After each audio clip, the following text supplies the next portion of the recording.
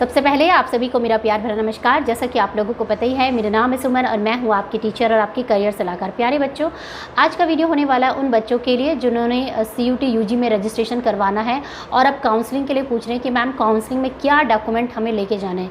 तो आज का वीडियो होने वाला है इसी के बारे में। जिस भी यूनिवर्सिटी के लिए आपने CUT UG दिया है उन सभी के लिए सारे डॉक्यूमेंट लगेंगे, कोई अलग से डॉक्यूमेंट नहीं लगेगा, इसलिए आप इस वीडियो को देख सकते हैं निश्चित रूप से। बाकी किसी को डायरेक्ट कोई करियर हेल्प चाहिए तो 299 रुपीज़ पे करके डायरेक्टली मेरी टीम से कनेक्ट कर सकते हैं और मेरे से डायरेक्टली फ़ोन पे बात कर सकते हैं। तो चलिए स्टार्ट करते हैं अपना आज का वीडियो। तो प्यारे बच्चों ये है वो लिस्ट ऑफ डॉक्यूमेंट जो कि आपको लेके जाने हैं, और चाहे आपकी काउंसलिंग ऑनलाइन हो या ऑफलाइन हो तो उस समय आपको अपने ये सारे डॉक्यूमेंट्स रेडी करके रखने हैं, ठीक है। तो सबसे पहले तो मैं आपको ये बताना चाहूँगी कि जो भी यूनिवर्सिटी आप टारगेट कर रहे हैं उन सारी यूनिवर्सिटी में कम से कम 3 या 4 copies of list of document मांगे जाते हैं, क्योंकि वहाँ पे एक तो डिपार्टमेंट में तो आपकी जमा होती है, इसके अलावा रजिस्ट्रार ऑफिस है, इसके अलावा आपका डीन ऑफिस है, ये सारी जगह भी वहाँ पे एक एक कॉपी मांगते ही मांगते हैं आपके HOD वगैरह डिपार्टमेंट में, ठीक है। तो सबसे पहली चीज़ जो आपने प्रिंट आउट लेना है वो है आपका CUET का स्कोर कार्ड, ठीक है। जो CUET आपका स्कोर कार्ड है वो आपने लेना है। दूसरा आपका जो एडमिट कार्ड है वो भी आपको, जो उसका प्रिंट आउट आपको कॉपी आपको रखनी है। अब आप पूछेंगे कि मैम जब CUET स्कोर कार्ड दे दिया तो एडमिट कार्ड की क्या ज़रूरत है। देखिए, आपको पता है कि आजकल काफ़ी फर्जीवाड़ा भी हो रहा है कि पेपर देने कोई और गया है, रिज़ल्ट एडमिशन किसी और ने ले लिया, तो इसलिए वो सारी चीज़ें आप पूरी तरीके से वेरीफाई करेंगे, ठीक है। इसके साथ साथ जब आपने फॉर्म भरा था तो फॉर्म को भरते समय आपका एक एप्लीकेशन नंबर भी आया था ना, कंफर्मेशन नंबर की। अब आपका रजिस्ट्रेशन जो है CUT के लिए हो चुका है और आप ये दिन आपका एग्ज़ाम है, तो ये एप्लीकेशन फॉर्म भी आप अपना डाउनलोड कर सकते हैं, ठीक है। इसके अलावा आपकी 10th की मार्कशीट, 12th की मार्कशीट, 10th का सर्टिफिकेट और 12th का सर्टिफिकेट भी आप लेके रख सकते हैं, उसकी भी कॉपी।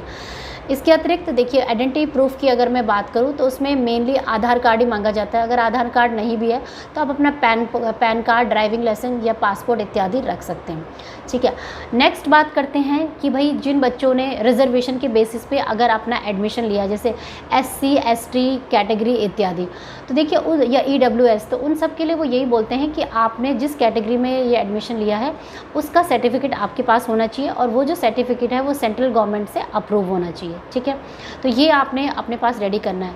इसके साथ साथ बच्चों, जैसे कभी क्या होता है कि जैसे मान लीजिए कि आपने किसी भी यूनिवर्सिटी के लिए फॉर्म को भरते समय लिखा कि दिल्ली यूनिवर्सिटी या HNV गढ़वाल यूनिवर्सिटी, तो जब रजिस्ट्रेशन का प्रोसेस होता है काउंसलिंग का, तो उससे पहले जिस भी यूनिवर्सिटी को आपने जैसे टारगेट किया, मान लो हेमवती नंदन बहुगुणा गढ़वाल यूनिवर्सिटी, तो वो आपके जो ईमेल आईडी है ना, जो आपने CUT के फॉर्म को भरते समय जो डाली थी, और जो फ़ोन नंबर है ना, उसमें आपको मैसेज आ जाएगा, ठीक है। और उस समय आप अपना एक छोटा सा रजिस्ट्रेशन भी करेंगे कॉलेज के लिए। ऑनलाइन अप्लाई करते हैं समर्थ की वेबसाइट पे, पोर्टल पे जाके, और उनके फॉर्म भरते हैं, एप्लीकेशन फॉर्म। तो उस समय एक छोटी सी फ़ीस होती है, 80 रुपये, 100 रुपये, या डिपेंड करता है कॉलेज टू कॉलेज, 200 500। तो उस फीस का भी प्रिंट आउट आपको लेके जाना है, ठीक है। उसके बाद जब आप जाएंगे वहाँ पे ऑफलाइन काउंसलिंग में, तो डायरेक्टली आप जाके वहाँ पे फ़ीस वगैरह जमा कर सकते हैं। ऑनलाइन काउंसलिंग में यही होता है कि जो डॉक्यूमेंट्स मैंने बताए हैं वो भी आप अपने पास रेडी करके रखिए, और उन सारे डॉक्यूमेंट को ना PDF में कन्वर्ट कर दीजिए। 10 का, 12th का, EWS सर्टिफिकेट, क्योंकि वहाँ पे वो फटाफट आपसे मांगते हैं, तो आपको अपलोड करके उन्हें अपडेट देनी होती है, ठीक है। तो ये सारे के सारे PDF भी अपने पास रेडी करके रखिए, ठीक है बच्चों। तो यही था इम्पॉर्टेंट अपडेट। और बाकी फ़ोटोग्राफ्स ये है कि फ़ोटोग्राफ भी आप 4-5 अपने लेके जा सकते हैं, ठीक है। तो यही था इम्पॉर्टेंट अपडेट बच्चों, आपको CUT UG के जो डॉक्यूमेंट्स थे काउंसलिंग के। आई होप कि वीडियो आपके लिए हेल्पफुल रहा होगा, और ये डॉक्यूमेंट सारी यूनिवर्सिटी में एप्लीकेबल है, किसी सेपरेट यूनिवर्सिटी के लिए कोई सेपरेट चीज़ें एप्लीकेबल नहीं होगी। सबसे इंपॉर्टेंट यही है कि 10th 12th का सर्टिफिकेट, मार्कशीट और CUT का स्कोर कार्ड, ये बिल्कुल भी आपने भूलना नहीं है, और एक अपना आधार कार्ड वगैरह, ठीक है। बाकी अगर कोई डॉक्यूमेंट छूट जाता है या रह जाता है तो उसके लिए यूनिवर्सिटी आपको टाइम देती है कि भाई जब आपके फर्स्ट सेमेस्टर के एग्ज़ाम होंगे, या तब जैसे मान लो किसी बच्चे की कंपार्टमेंट आ गई, तो उनके लिए क्या उनका एडमिशन नहीं होगा, तो उन सारे बच्चों के लिए एक रिलैक्सेशन दिया जाता है कि भाई आप सेकंड काउंसलिंग में आ जाइएगा, या फिर 6 महीने के अंदर आप इस डॉक्यूमेंट को सबमिट कर दीजिएगा, इस तरीके से। लेकिन जिस बच्चे का नाम जिस काउंसलिंग में आ जाएगा उस काउंसलिंग में आपको प्रेजेंट होना ही होना है, क्योंकि फर्स्ट कम फर्स्ट सर्व वाली बात होती है भाई, अगर आप उस दिन काउंसलिंग पे नहीं पहुँचे ऑफलाइन काउंसलिंग में तो वो सीट किसी और को मिल जाएगी, ठीक है।